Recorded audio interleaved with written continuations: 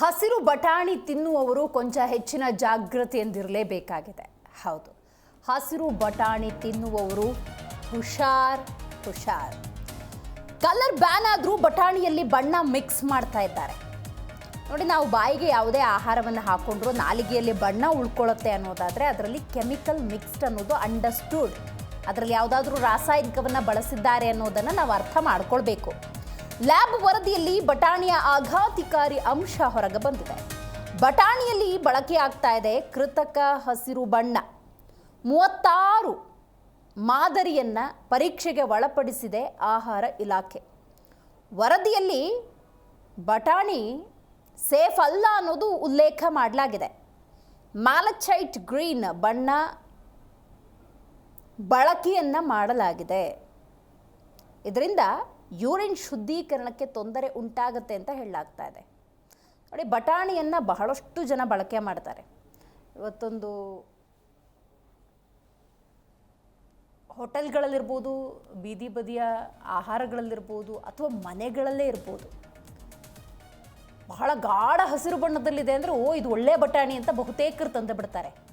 But ಇಲ್ಲಿ ಬಟಾಣಿಗೆ ಹಾಕೋ ಬಣ್ಣ ನೋಡಿಬಿಟ್ರೆ ನೀವು ಶಾಕ್ ಆಗ್ತೀರಿ. ಹಾಗಾಗಿ ಯಾವುದೇ ಆಹಾರ ಆದರೂ ಇವತ್ತು ಕಲಬೆರಕೆ ಅನ್ನೋದು ಸಾಮಾನ್ಯ ಆಗಿಬಿಟ್ಟಿದೆ. ಹಾಗಾಗಿ ಜನಸಾಮಾನ್ಯರು ಎಷ್ಟು ಜಾಗ್ರತೆ ವಹಿಸಿದರೂ ಕೂಡ ಕಡಿಮೆ.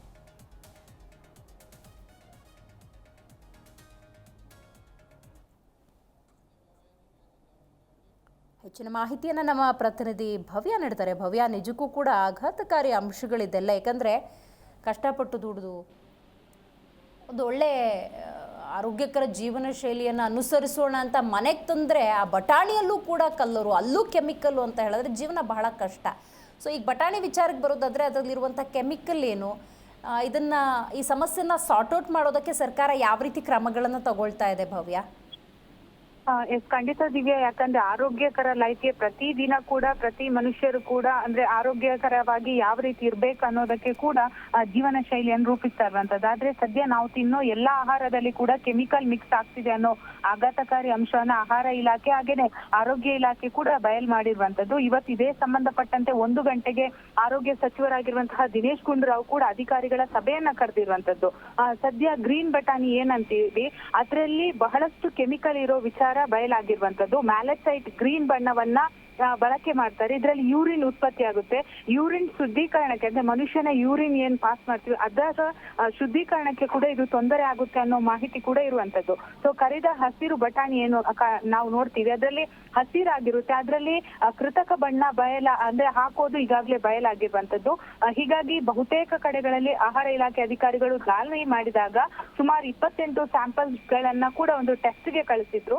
ಸೊ ಅದರಲ್ಲಿ ಬಹುತೇಕ ವರದಿಯಲ್ಲಿ ಅನ್ಸೇಫ್ ಅನ್ನೋ ವರದಿ ಕೂಡ ಬಯಲಾಗಿರುವಂತದ್ದು. ಸೊ ಇವತ್ತು ಸಭೆಯಲ್ಲಿ ಯಾವ ರೀತಿಯಾದಂತಹ ನಿರ್ಧಾರ ತೆಗೆದುಕೊಳ್ತಾರೆ ಅನ್ನೋದು ಇಲ್ಲಿ ಪ್ರಮುಖವಾಗಿರುವಂತದ್ದು. ಯಾಕಂದ್ರೆ ಈಗ ಕಲ್ಲಂಗಡಿ ಆಯ್ತು, ಇಡ್ಲಿ ಆಯ್ತು, ಗ್ರೀನ್ ಬಟಾಣಿ ಕೂಡ ಈಗ ಸೇರಿರುವಂತದ್ದು. ಹಾಗಾದ್ರೆ ನಾವು ಏನ್ ತಿನ್ಬೇಕು ಅನ್ನೋ ಪ್ರಶ್ನೆ ಕೂಡ ಇಲ್ಲಿ ಎದ್ದಿರುವಂತದ್ದು. ಯಾಕಂದ್ರೆ ಪ್ರತಿಯೊಂದರಲ್ಲಿ ಕೂಡ ಕೆಮಿಕಲ್ ಆಡ್ ಮಾಡಿದ್ರೆ ಮನುಷ್ಯ ಯಾವ ರೀತಿ ಜೀವನ ಸಾಗಿಸ್ಬೇಕು ಅನ್ನೋ ಪ್ರಶ್ನೆ ಕೂಡ ಇಲ್ಲಿ ಎದ್ದಿರುವಂತದ್ದು. ದಿವ್ಯಾ, ರೈಟ್, ಥ್ಯಾಂಕ್ ಯು ನಿಮ್ಮೆಲ್ಲ ಮಾಹಿತಿಗಾಗಿ ಭವ್ಯ.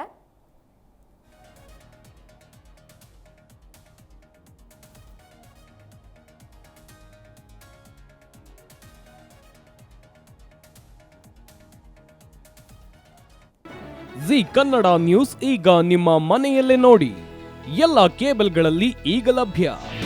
ನಿಮ್ಮ ನೆಚ್ಚಿನ ಜಿ ಕನ್ನಡ ನ್ಯೂಸ್ ಈಗ ಸನ್ ಡೈರೆಕ್ಟ್ ನಲ್ಲಿ number 292, Tata play number 1664, Jio TV number 1334, NXT digital number 30, N cable number 30, city networks 51, U digital number 162, GTPL number 17, Rockline telecommunications number 42, Shri Basaveshwara cable number 168, rural cable network 60, Vinayaka digital 57, Abhishek cable 821, city channel 53, Siddeshwara cable network 57, V4 digital Infotech 628, ಸೂರ್ಯ digital networks 53, Gajanan digital number 836, Malnad infotech private limited number 56, metrocast number 830, victory digital number 167ರಲ್ಲಿ ನೋಡಿ ಆನಂದಿಸಿ.